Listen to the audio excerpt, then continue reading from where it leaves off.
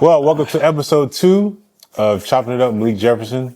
I have a awesome friend here. One of the most unique people I've ever met. Definitely somebody that has seen growing over time as our friendship continues to grow from we were kids.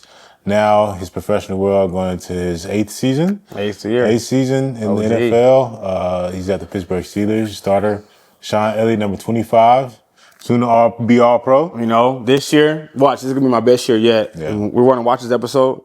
After the season, we're going to come back to this episode. Yeah, we're going to be excited. I think he has a lot of, seeing you grow, seeing you start off initially, your career. You know, we were at Texas together. It was very different, right? Yeah. And it was very slow for you. I remember having conversations just being like, just keep going, bro. Like, there's nothing you could do. I almost quit football. Yeah. I hated my coach, right? Hated my life at the moment. I started taking school a lot more serious because of that. But then once I started, I kind of put school in the back burner. But just when your experience at Texas in general.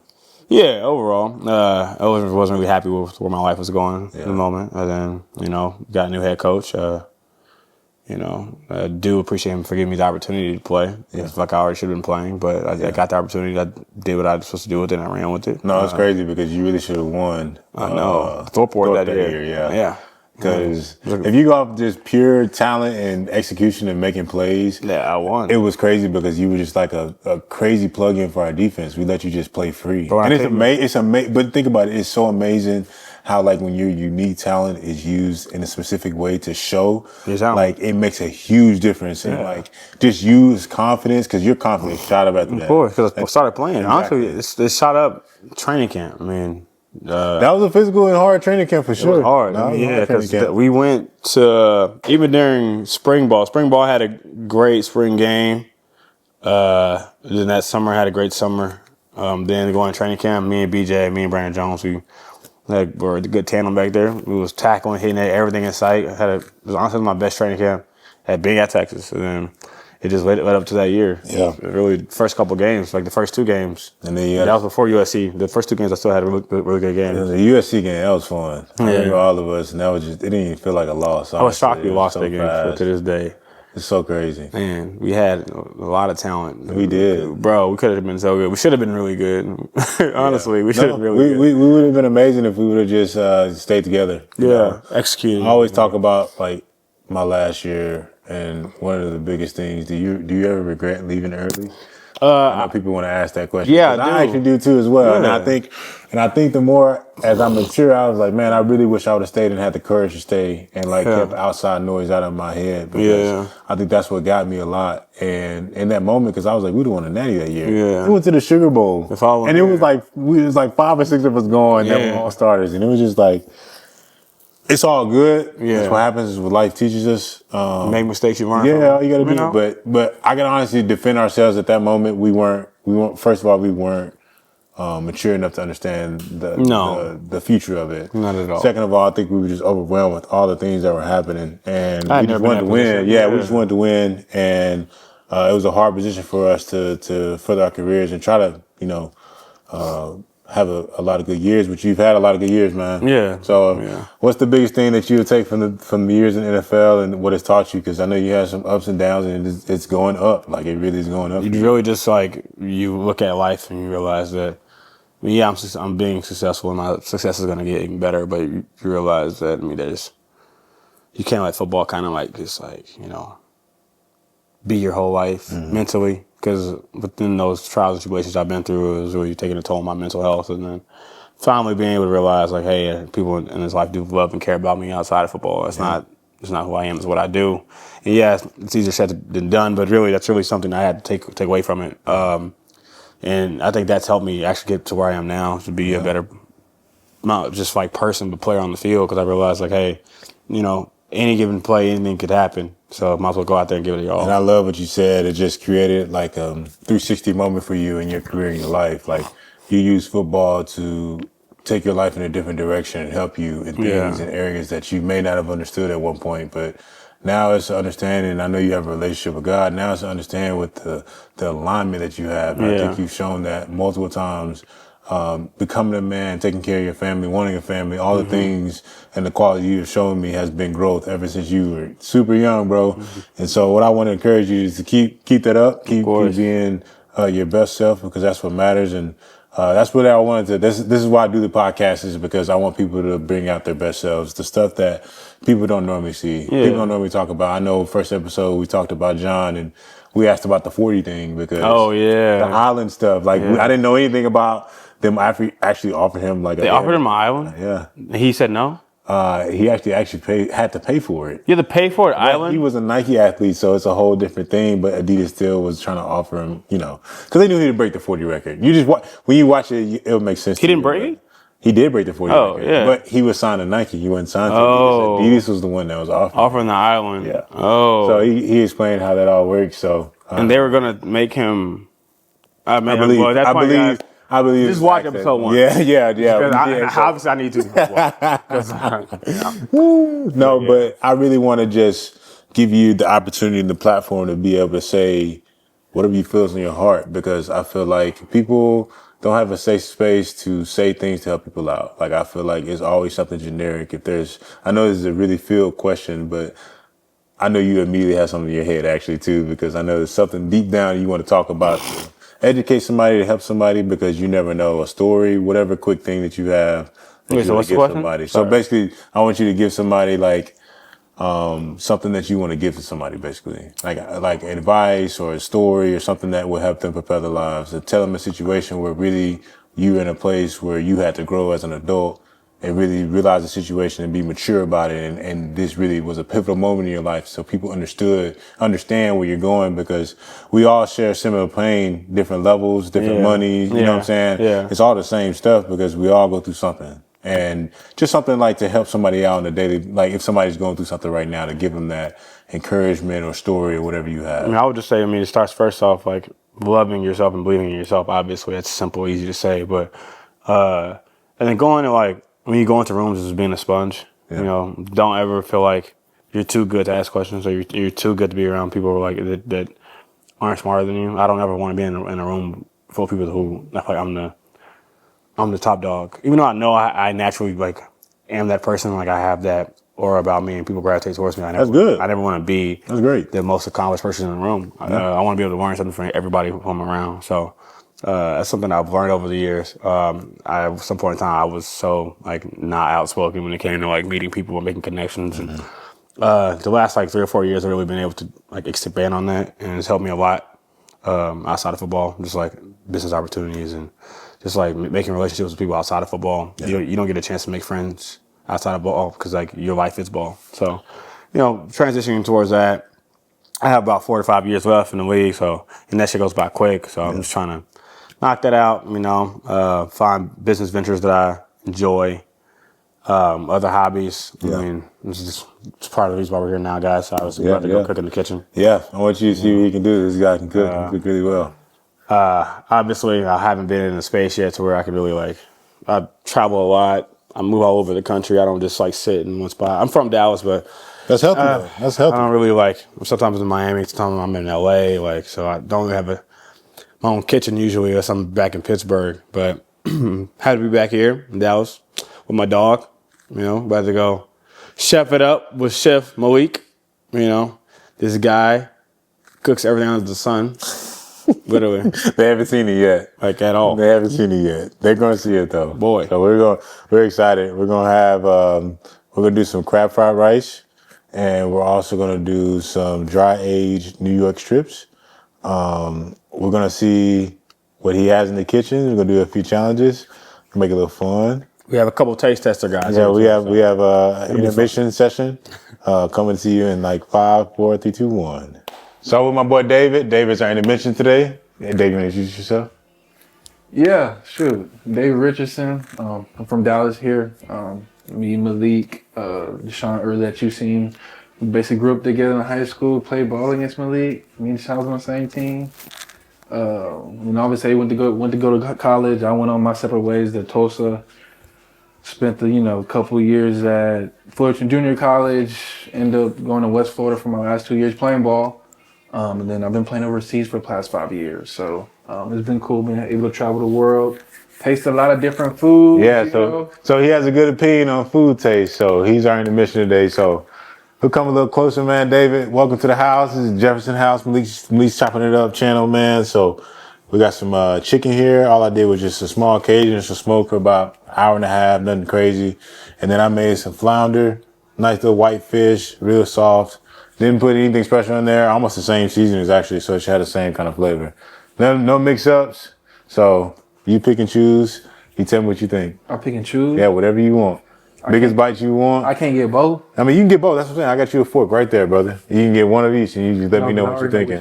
Yeah. You just got the meat before you even get to the other meat. All right. Smoked. Yeah. I didn't make it too salty. I didn't want to make it too salty. I just wanted a nice smoked piece of chicken. A little moisture. Spice to it? Yeah, a little spice. It's that hardcore Cajun. I like it. It's real good flavor. 9 point. Anything above 7, I'm good. Let's go. Next, let's go. 8.7. Hey, 8.7. anything above 7, I'm good. It's like, it's flounder cake. Flounder cake is what we calling this today. Look how soft that is, man. That's what I'm looking. That's what I'm cutting it up. You want the moisture in it, trust me. It's like a thicker version of a pause. Oh. Is it good? Deshon looking like he wants some. You want to try some too? Here you go, man. Flounder. Good season. See, presentation is on an 8.7. Like the presentation, people don't even know. If you put on like a board like this, it automatically makes it look like that. Yeah, I mean, It got clean like that. I thought I did a solid job. Little flounder cake. I just put that together, man. Something last minute. Yeah, it's the presentation too. Thanks, man. You know what I'm saying? So Appreciate it. everything is presented. All right, let's get to work. So now we're gonna make the crab fried rice. Yep. I like to make the base. I use carrots.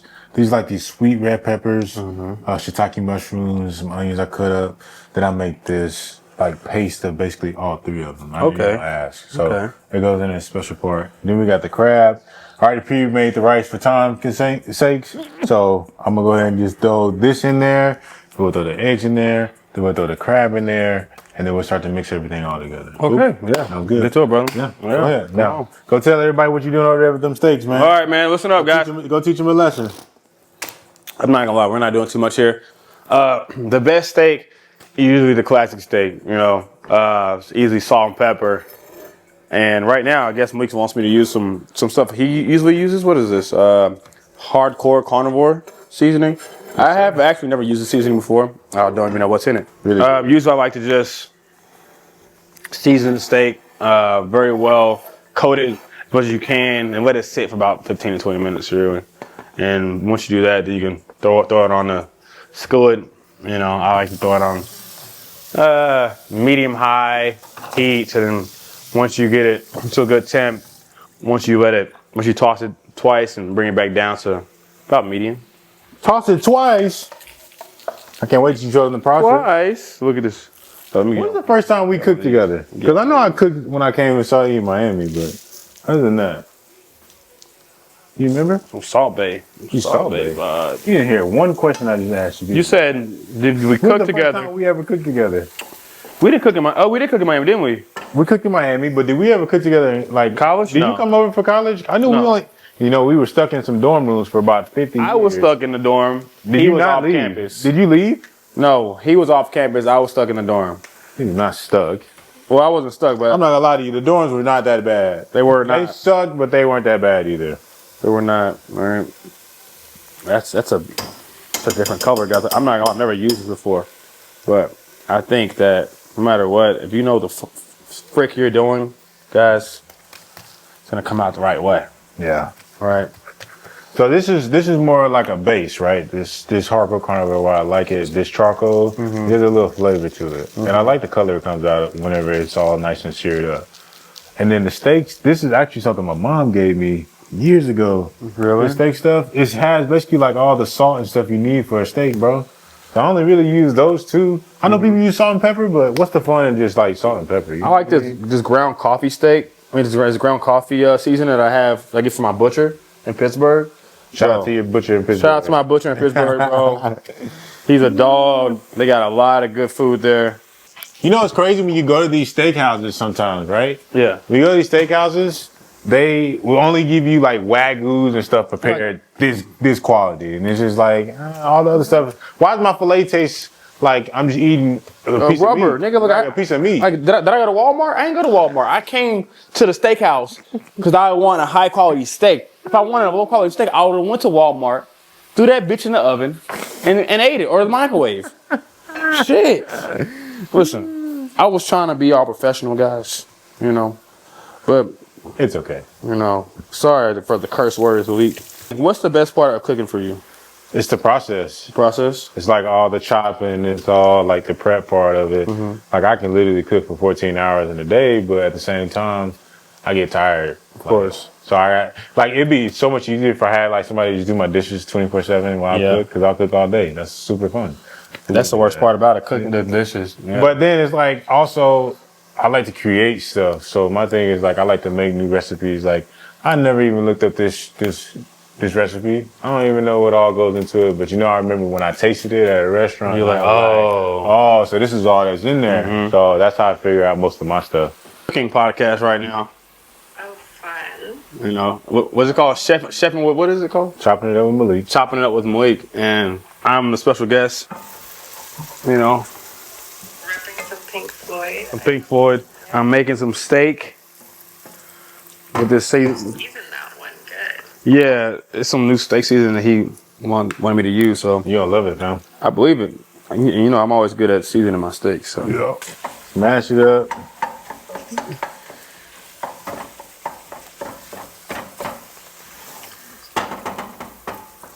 And we'll put some seasoning. Yep. Okay. Old Bay. I know y'all love some Old Bay. Listen, if you ain't sneezing, you ain't seasoning. God, did you sneeze yet? There we go. Told you. Look, if you ain't sneezing, you're not seasoning. All right, we good on that. And then mix that in. All right, we got a challenge. Sorry. Oh, you didn't know it. So I did it with John already. All right. Anytime there's eggs involved, we will have an egg off. This time we'll have 2 eggs. Your goal is to crack the egg in one hit perfectly with no crust or no extra shell in the pan. Okay. Can you do it? Yeah. All right, 2 in a row, one crack. Okay. Going against me. That's 1. Come here, DK. Get a little closer and get on top of this. Got ice in my veins. He did it absolutely perfect. Brother, I do this shit. I like to crack mine on top. There's 1. Let me see the second one. 2. All right. You tied with me. My bad. Here you go, brother. Can you throw these away from me? Yep.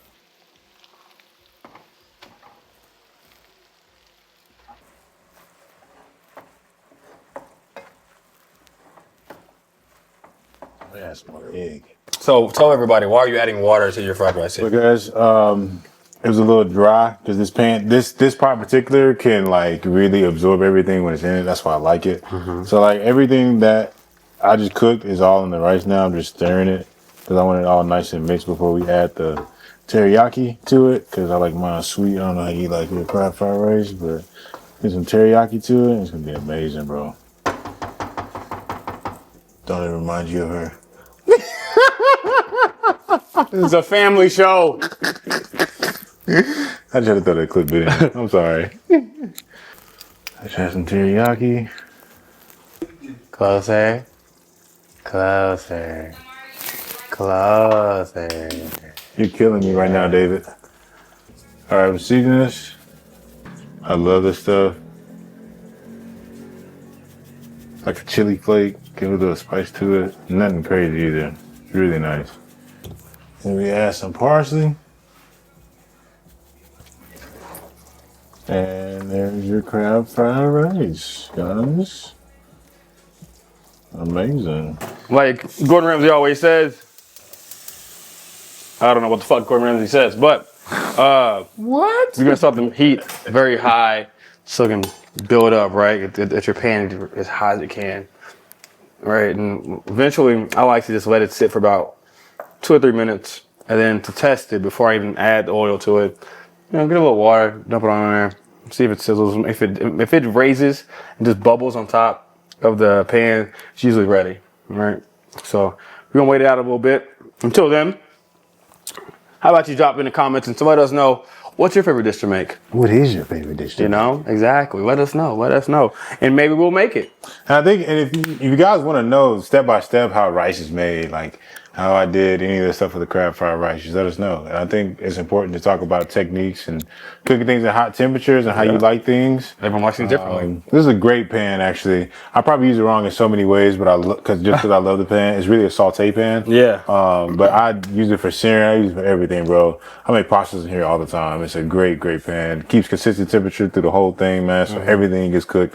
If it's in there, it's getting cooked the same temperature, same way. Like most stuff doesn't do that for me, I guess. And this is a really good pan. It's all clad, but it's expensive. So you really get into that. I know you like to cook, so maybe you get one of these for Christmas. Ma'aza Abraham. You hear what he said? Maybe give me one of these for Christmas.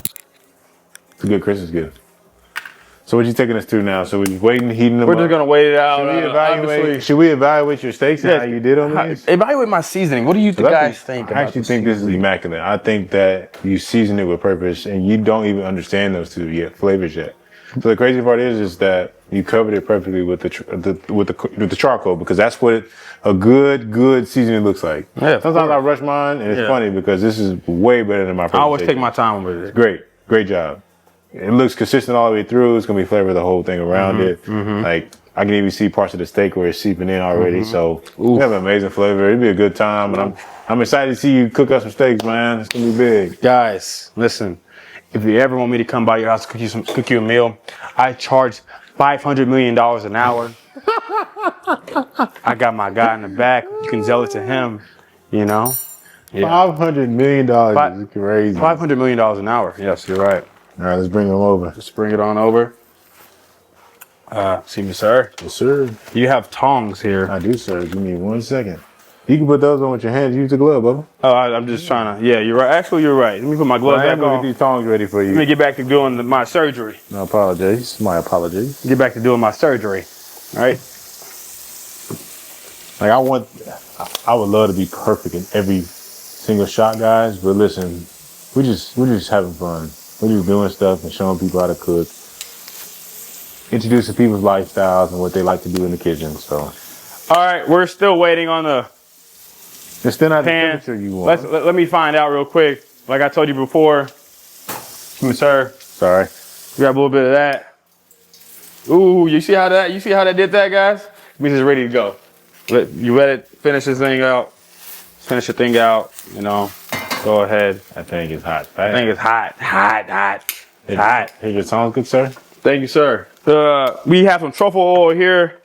My guy, this guy loves truffle. He has a truffle problem, a truffle addiction, right? Truffle oil by Truff. Truff. He's gonna start using it. Watch. After this, he's gonna start using it for sure. Look at my roof. All right. Stupid. And we're gonna throw this on there. I use this, you know. Sorry if I use too much of your oil. Hey man, you're good. Do what you need to do. Lather mine up. Go ahead. You know, it's gonna taste really good. Let you know. to lather it up a little bit. You know, $40 gone. it is. I'm sorry, but hey guys. All right, let that sit a little bit there. And do you know the proper way to place a steak upon a pan? No, sir. No, sir. All right, you never place a steak to you first. You always go away from you. Right? I did learn that from Chef Gordon Ramsay. You know, actually, one time I showed him a picture of my meal that I made at home, and I was at his restaurant opening in Miami. I showed him. He goes, "That looks fucking disgusting." No. I said, "Damn." I think he was kidding, but it was good. What did you show him? I made a chicken Caesar salad sandwich. No way he said that It was so good though. No way he said that was disgusting. He said it looks disgusting, but I think he was just kidding. I hope he was just kidding. All right, guys. Look, there we go. We got to call Gordon Ramsay. I really don't like putting two steaks on the pan together. Hey, I understand. All right, 3 minutes have gone by. Now the first flip. Beautiful crust. Look at that crust. Look at that crust. Boy, you may know what you're doing in here. Trust me, huh? I have perfected. You know how you have perfected the brisket? I have perfected the perfect steak. Whether someone wants a medium well, medium rare, or raw. What are we going for on this one? I think I want to go for medium rare. I don't know how y'all like y'all steaks. I usually like mine alive. I'm gonna make it a little bit more cooked for y'all, just for everyone else here. Hey. Boo. So we're gonna let that go for another 3 minutes, and then we're gonna throw some beef tallow in there, and toss it on the side. Let the side go for another 2.5 minutes, right? And then saute that thing, some of that beef and that butter, throw a little garlic in there, and that one should be ready to go. Damn. Sounds good. Toss on the side a little bit, right? Great, we can get some crust on that side. We flipped it back on both sides. Now it's seared both sides. Then we're gonna go for the crust. And after we go for the crust, we're gonna bring it down, bring the temp down, throw some beef tallow in there, get some garlic in there, spoon that thing, drown it in butter, drown it in oil. Oh my God. You know what I'm saying? They'll be ready to go. Why so much drowning? Why so much drowning? Huh? Why so much drowning? Oh, you gotta drown that thing. Gotta drown that thing. That thing look good. Look at that. That does look very good. Look at that.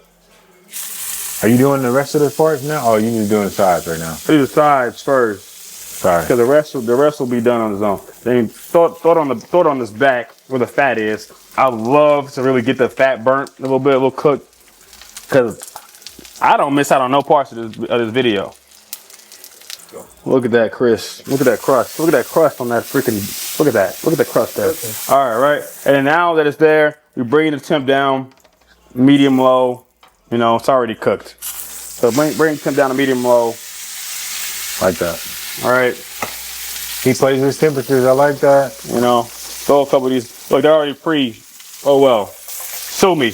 All right. Sue me. I would have had time, but I ain't had time. Sue me. How about that? Throw some of this beef tallow in there. Ooh, when I say something, mean a lot, by the way. Boom. All right, some buttery goodness. Let that melt. Let that get on up in there. Let it get on up in there, right? Bring that thing. Oh man. I say right now, I know for a fact this steak is gonna be championship worthy. Yeah. What did Deion say? Legendary. All right.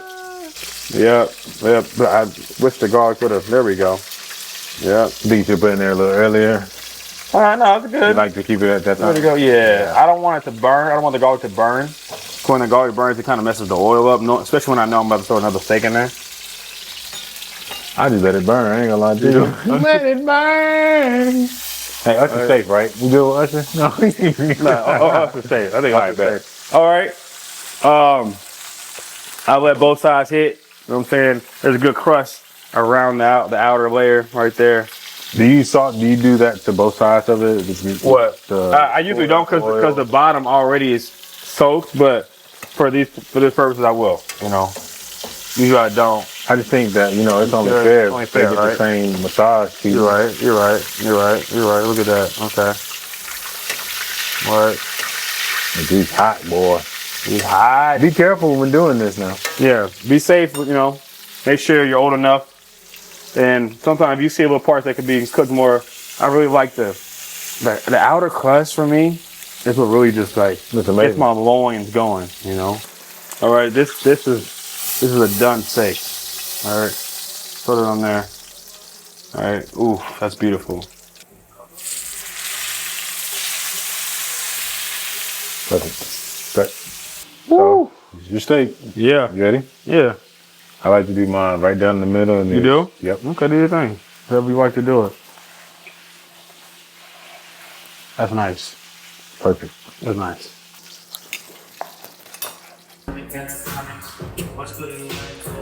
It'd be nice if you had like a little sauce that compliment both the steak and yeah. That's for sure.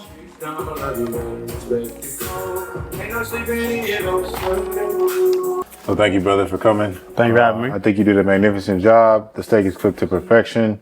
Seasoned perfect. There's nothing you could have done wrong. I hope the crab fried rice complements it really well. Kind of brings out the flavor in both of them. I appreciate your time. Appreciate you giving back because this is giving back to people. Oh, that's cool. You have to educate people and making their lives different. So Of keep it course. up. Thank you for having me, bro. I really do Bro. appreciate you, and I love you, bro. Thank you, bro. Love you Hell too, yeah, man. bro. Appreciate it. All right.